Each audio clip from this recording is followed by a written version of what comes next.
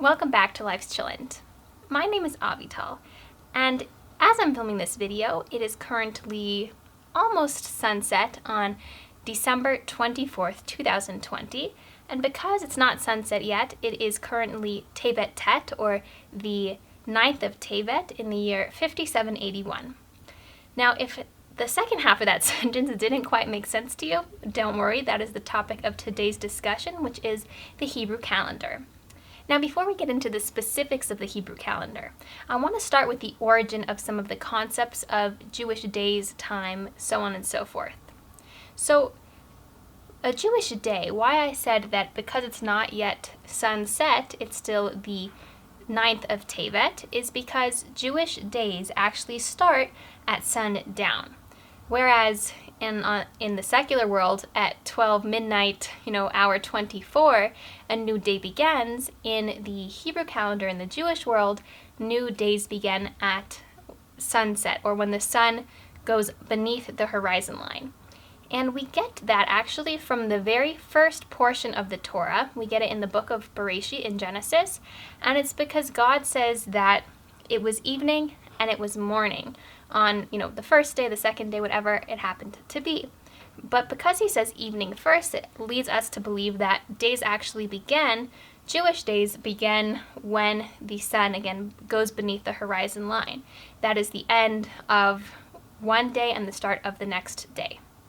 And so if it was darker, if it was past sunset here, then it would actually become the 10th of Tevet, no longer the 9th. Now, you may have noticed also when I was saying today's date that I said it was the year 5781, and it's also 2020. So on the Gregorian calendar, it's the year 2020, but on the Hebrew calendar, it's the year 5781. So what's the discrepancy? Why the difference in thousands of years between the two dates? The Hebrew calendar is measured actually from the beginning of creation. Maybe not quite from creation, but from the beginning of when man sort of evolved and became a species that functioned and processed in whatever it happened to be. And therefore, the world is 5,781 years ago, man and human beings were sort of created and the species began.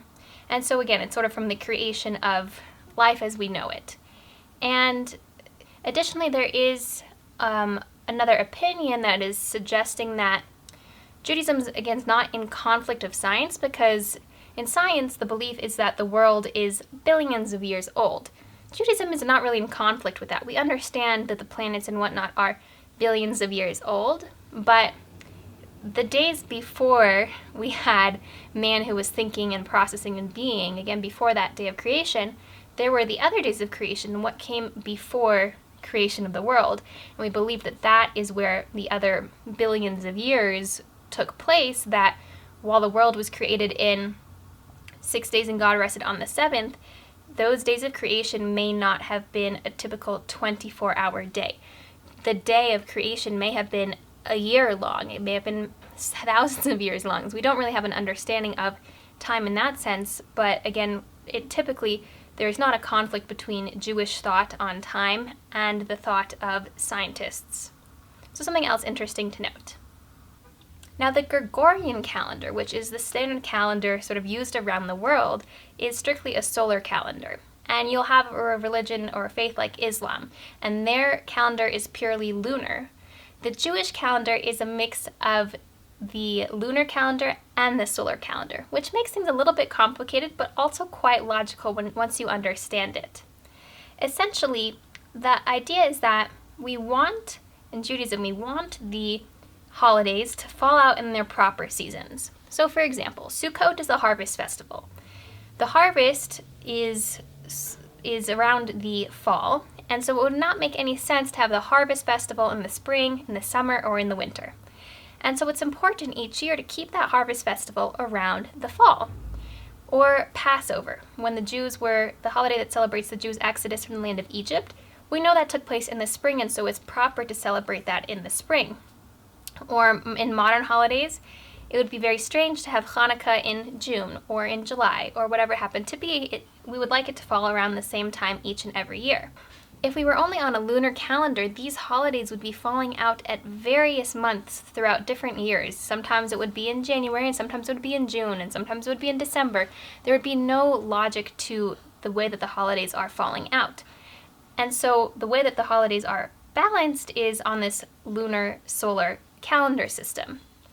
Now, in order for that to continue to work, what was instituted was 19-year cycles. So every 19 years, within that span of time, there are 7 leap years within each 19-year period, which sounds quite complex, but stick with me for a minute. So within every 19-year cycle, there are going to be 7 leap years. Now, what's different about a Jewish leap year is that you add an entire month to the calendar. Rather than adding a day or a couple days, we add an entire month to the calendar 7 times out of this 19-year cycle. By adding that additional month, we are ensuring that the holidays will fall out more or less around the same time each year. So while yes, sometimes Hanukkah, for example, begins in November or ends in January, it's always within that span. You know around winter time it's going to be Hanukkah. And the same thing for the other holidays. So it does work out quite nicely. Just like on the Gregorian calendar, each month has its own name from January all the way through December. The Hebrew calendar, the months have their own names as well, and I will share them with you in a moment. But I have to explain one more concept before I get into those names, and that is that what's interesting about the way that the months are numbered in the sense of January is month 1 at the Gregorian calendar, right? That is the first month of the year. It's the start of a new year. Then it's going to be January 1st, 2021 very soon. And right now it's 2020, so the shift between December 31st and January 1st, the year changes.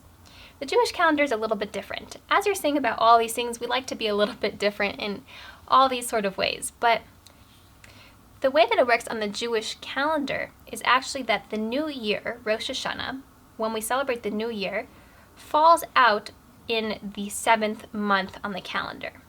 Because month 1 is actually not the Jewish New Year, but it's when the Jewish people had their exodus from Egypt and became sort of their own nation, their own people. That's what we consider to be month 1, but the year changes, so we go from 5780 to 5781 in month 7 at Rosh Hashanah. So this coming year, Rosh Hashanah time, it'll become 5782, but that's in the 7th month of the year. So I know that's a little bit confusing, but basically 7th month of the year is when Rosh Hashanah happens. That's when the year, the calendar year changes. But month 1 is actually when Passover is, when the Jewish people had their exodus from the land of Egypt. So just one more little confusing element or detail that is really important to understand, but simple once you get the gist of it. So I'm going to read you the months. I'm going to tell you what the months are, and for a couple of them, I'm going to name the holidays that happen in those months. So again, that very first month is Nisan. That's the name of the month, and that is when we have Passover, again, which is our Exodus story from the land of Egypt. The next month that we have is Iyar, and that's when we have the holiday of Lag BaOmer. Following that, we have Sivan, which brings us the holiday of Shavuot. Then we have Tammuz, which doesn't have any holidays in it. It does have a big fast day. In Av, we have Tisha B'Av, also a very big fast day, which commemorates the destruction of the temple. Then we have the month of Tishrei, which houses Rosh Hashanah, Yom Kippur, and Sukkot. So that is the month filled with the high holidays. Then we have Cheshvan. Following that, we have Kislev, which begins Hanukkah. Then we have Tevet, which is the month that we are currently in. Following Tevet is Shvat, which brings us to Bishvat. Then we have Adar, which is the holiday of Purim, where everybody dresses up. The name of the month that is added in a leap year is called Adar Beit, or the second Adar, Adar 2, Adar Sheni, however you'd like to refer to it. It is the second Adar. So there was Adar, and then following Adar, there would be another Adar, an addition of a whole month in a Jewish leap year. So those are just some of the elements that are surrounding the Jewish calendar. I hope that I made it clear for you. I recognize that it's sort of a complex idea to understand where all of these things came from, but they are really important concepts to understand. For example, recognizing that Jewish days start at once the sun passes the horizon, explains why Shabbat begins in the middle of the afternoon, so to speak, on Friday and doesn't end till Saturday night, or why all of the holidays also begin at sundown. And it also explains the prayer service, because the prayer service in Judaism is very much tied to the time of day. And so, you can't say the evening prayers until after the sun's down, or you have to say the afternoon prayer before it's sundown.